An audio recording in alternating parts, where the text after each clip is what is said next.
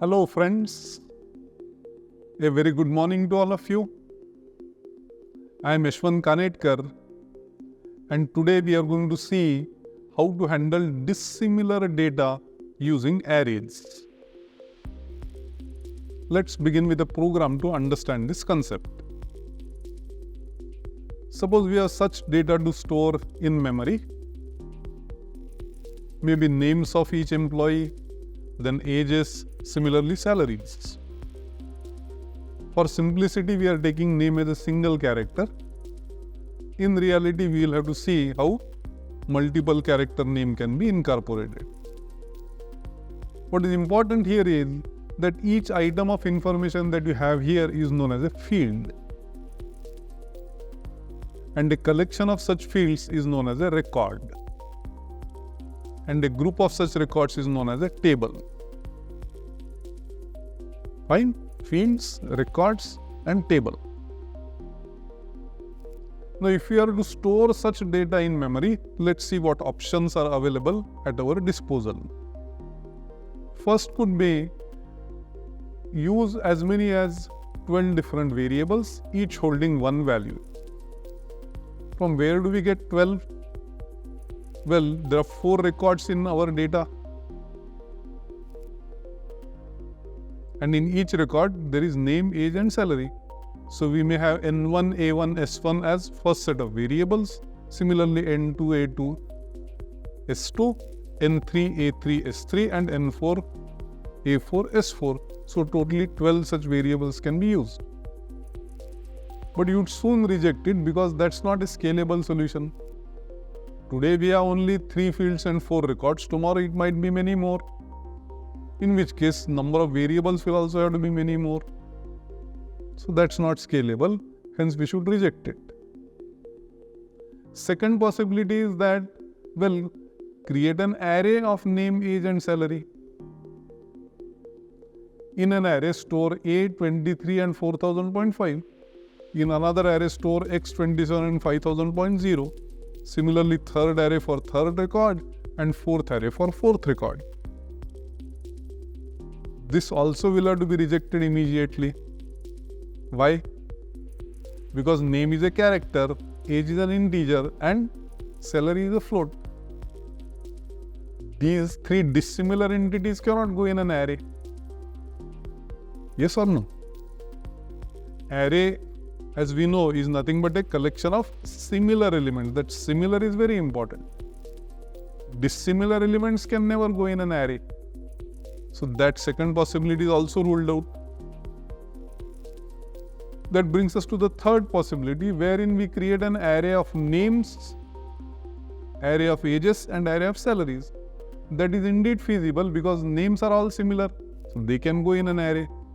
Ages are all integers, they can go into an integer array. Salaries are all reals, they can go into a float array. So first 2 options are indeed wrong. Third one is very much doable. So let's see how do we implement the third option to store such data, such tabular data into memory.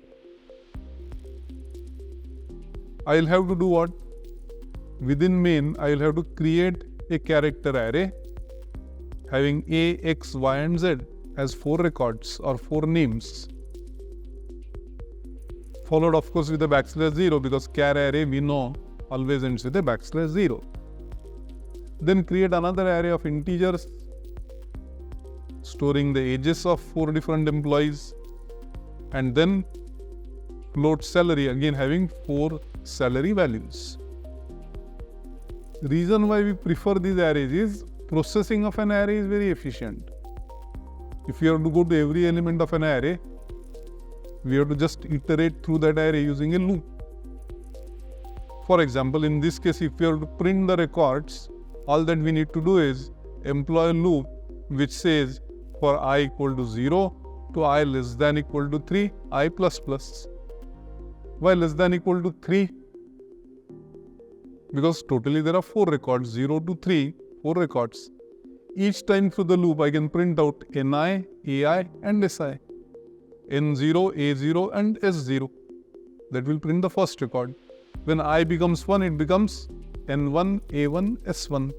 Similarly, N2, A2, S2 will print third record, and N3, A3, S3 will print out the fourth record. So this way we can print out all 4 records quite easily. Do define I as an integer. That's fine. However, there are certain inherent disadvantages when we make use of an array. First disadvantage is, today there are only 3 fields: name, age and salary.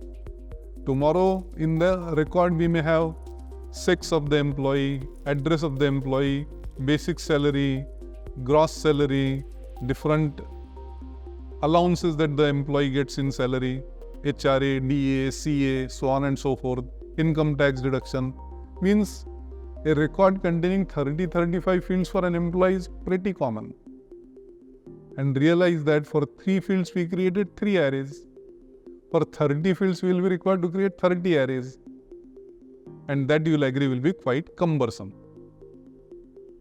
But even if we swallow that bitter pill and create 30 arrays, still realize that there is a very, very important disadvantage that has been highlighted here.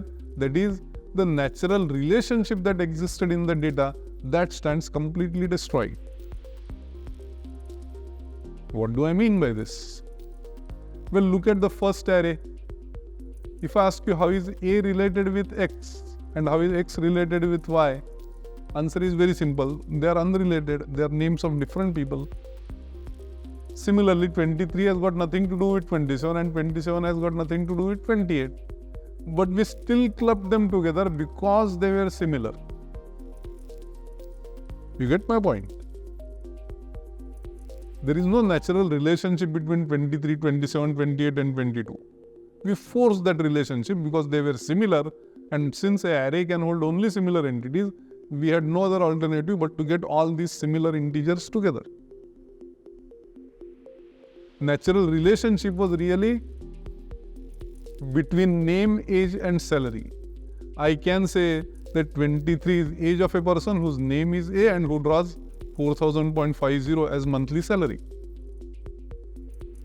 So that relationship that exists between A23 and 4,000.5, that has not been captured in the program. And that really needs to be captured. Because similar entities staying together is the limitation that language forces us to use. But natural relationship that exists within the data, that we should be able to preserve somehow. And the way to preserve that natural relationship is using a structure. And how to make use of the structure to store this dissimilar data is what we propose to understand in one of the lectures to follow. Till that time, goodbye, good luck, and thank you very much.